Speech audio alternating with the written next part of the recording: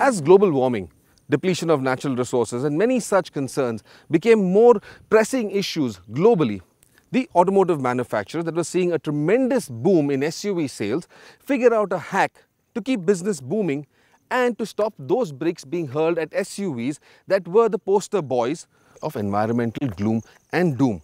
Now they stuck an electric motor to the internal combustion engine, made it a hybrid and saved the day. Now during this period, there were several SUVs that received a tremendous amount of flack, one of them being the Porsche Cayenne. It was big, thirsty, and to add to its woes, it looked ugly. But then the Germans went and gave it hybrid power, and balance was restored. The Cayenne Hybrid is identical to the standard Cayenne. The only elements separating it visually are the green highlights around the badges and the alloy wheel design. It's not a good-looking SUV, and a better visual is executed in the Cayenne Coupe, which you'd see later in this story.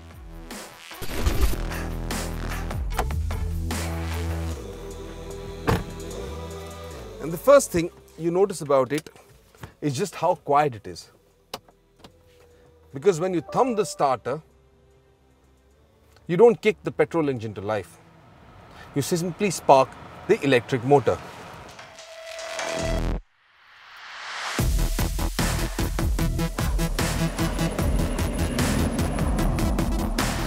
The Cayenne Hybrid is a parallel hybrid, which means that first of all, it has an electric motor powered by a battery and an internal combustion engine powered by petrol.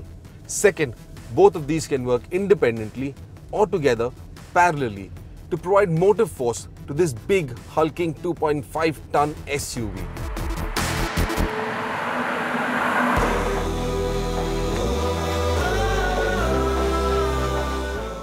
The petrol engine is a 3-litre V6 fed by a single turbocharger. By itself, it makes about 335 horsepower, and that is a good number to have on your side. But then you bring in the electric motor and it adds another 135 horses to the mix. If 335 horsepower wasn't potent enough, you now have a combined 455 horsepower with almost 700 Newton meters of torque, and that is good enough for this.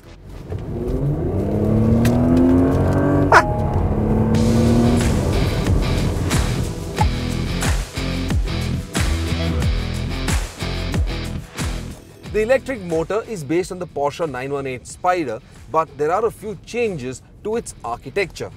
Now, this electric motor is powered by a battery that sits under the rear load bay and which is 30% more efficient than the previous generation Cayenne Hybrid, which of course wasn't offered in India.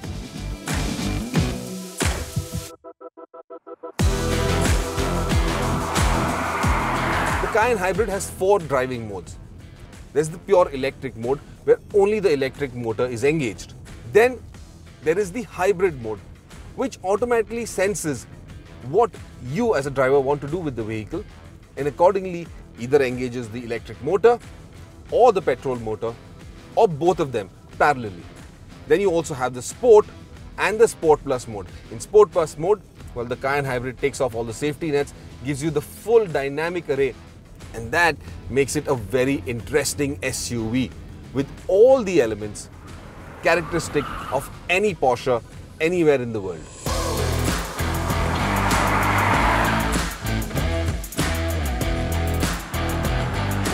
This is at the end of the day a Porsche, and like any other Porsche, you need one more element that is critical to complement what the brand represents: handling.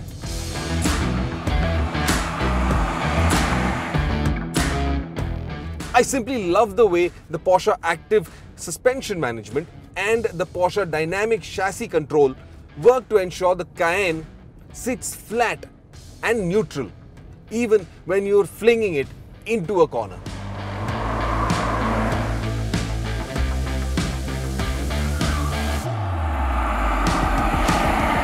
Another key element to improving dynamics is the rear axle steering, which allows the rear wheels to steer up to 3 degrees. At speeds up to about 49 km/h, the rear wheels steer opposite to the direction of the front wheels, and this improves the turning radius. But as your speeds increase, the rear wheels steer in the same direction as the front wheels, enhancing the cornering stability by a much higher margin.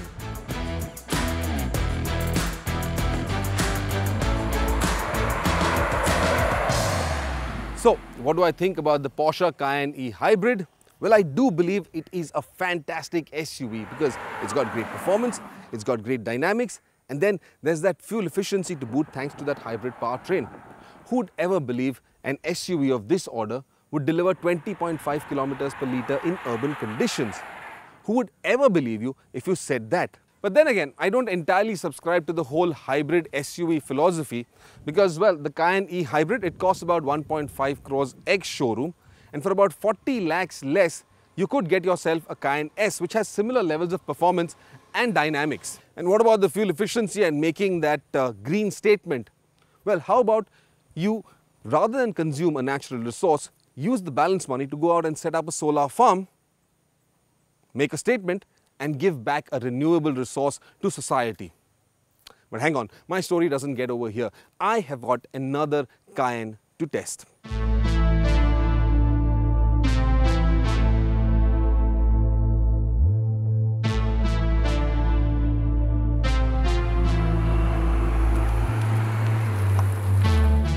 Lately, I've been playing a game with my daughter called Name Place Animal Thing. In the course of the game, my 6-year-old revealed to me an animal named the Zonkey, which is a cross between a zebra and a donkey. A Zonkey? So tonight when I go back home, I'm going to give her a new name. I'm calling it a Coupé, which is a cross between an SUV and a coupe. Quite frankly, this whole thing about a cross between an SUV and a coupe seems rather ridiculous because the thread that binds them together is just a steeply sloping roofline. Of course, coupes look much better. And come to think of it, what purpose does the traditional SUV roofline serve? You can't fill the boot up to the roof. In most countries, that's illegal. So why can't all SUVs be coupe-like? The basic idea is to give it an elevated stance, higher ground clearance, and some off-road abilities. So why not also give all SUVs the sharper cut of a coupe? At least make them all look smarter.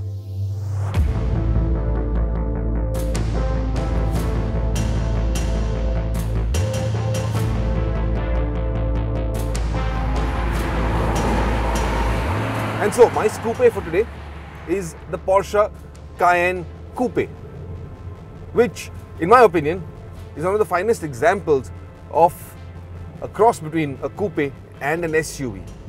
This body style truly elevates the standard Cayenne, which in my opinion is not the nicest looking SUV out there.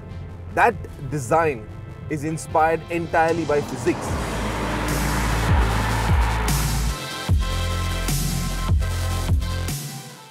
The Cayenne Coupe though, well, takes all of that, gives it a swooping roofline. It sits about 13 mm longer, 20 mm lower and 18 mm wider than the standard Cayenne.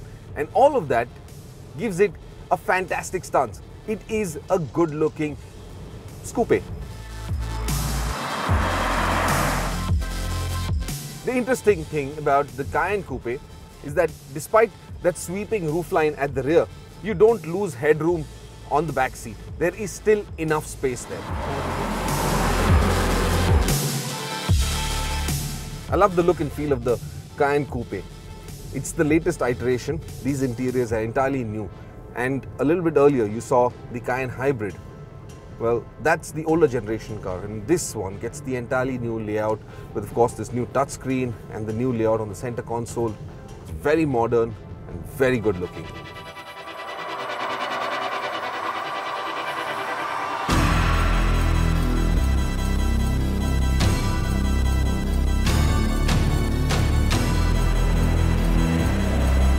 Under the hood of the Cayenne Coupe resides a 3-litre V6 petrol engine. Now this is the same engine that is used in Audi's Q8. It's powerful. You get 340 PS of max power with 450 Nm of max torque. However, the Q8 gets 100 Nm more. with a 48-volt hybrid system, a mild hybrid system. But ignore the Q8 for a minute. In the Cayenne Coupe, it's a brilliant engine. This is one of the finest German engines. The power is on par with, well, many a sports car for that matter. There's a sort of fluidity to it that is just incredible to experience. Power comes on rapidly. You go from a 0 to 100 in just 6 seconds.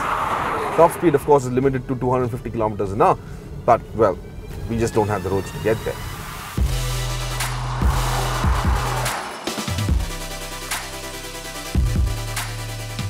What I was a bit disappointed with is, of course, the fact that the Cayenne Coupe does not get a throaty exhaust note unless and until you rev this engine all the way up to about 6,600 RPM, and which means you can only do that on the highways or expressways.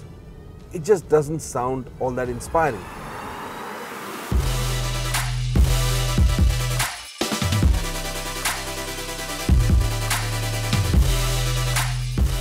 The most fun you derive from the Cayenne Coupe is when you let it do things on its own, which means put it into auto mode or slot into on the drive mode, sport or sport plus, and let the automatic transmission do its thing.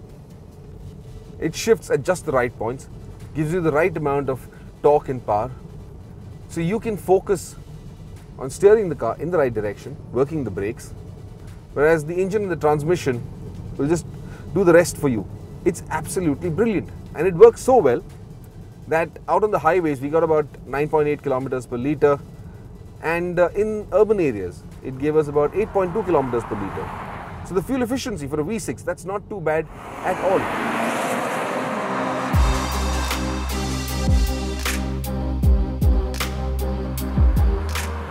Now, if you wanted stunning performance, you wanted performance that would push you into your seats, blinding acceleration, well, the Cayenne E Hybrid is one of the better variants out there in the Cayenne lineup.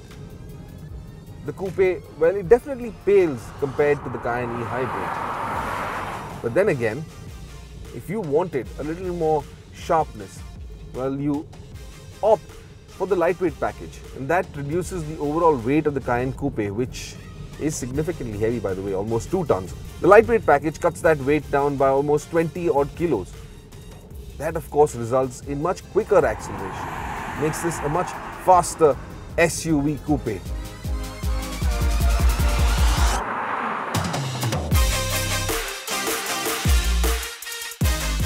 This is a comfortable cabin to be in.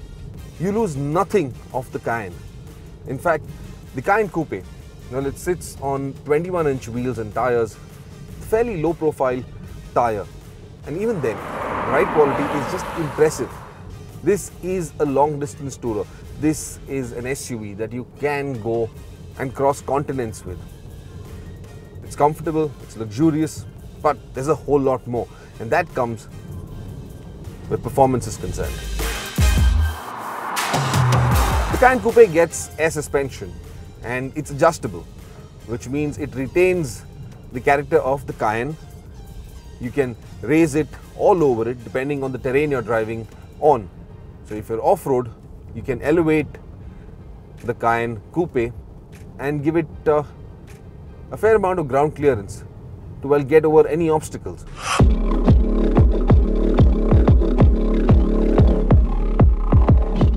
You've also got 4-wheel drive. So the Cayenne Coupe will take you through almost any terrain. Not this one though, because this comes with road bias tires, and you'd need something a little more tractable in off-road conditions. But coming back to the air suspension, comfort is just brilliant. You don't feel the bumps from potholes or expansion joints. The ride comfort is luxurious, and I'm quite surprised at the way this car behaves almost anywhere. One of the nicer aspects of the Cayenne Coupe is its handling. Throw it through any twisting, any corners. It's precise, it's confident, sure footage. I love the steering. It's absolutely brilliant. But more than that is the way you can flick and throw the Cayenne Coupe around.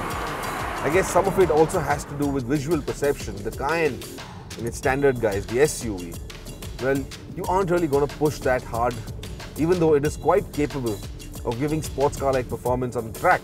The Cayenne Coupe, on the other hand, well, you just intentionally want to throw it around corners and see what it can do, and it surprises you every step of the way. There's a balance, a finesse and elegance to this that is just so joyous to experience.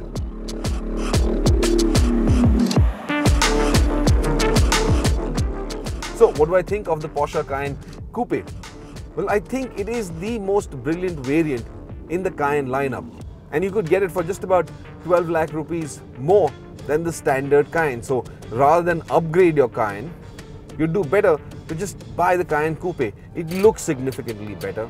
It's got fantastic dynamics. It's got a great engine, good performance. The lava orange is a brilliant shade to have it in. Grabs a lot of attention. But most of all, it's also comfortable. It's still practical and a whole lot of fun.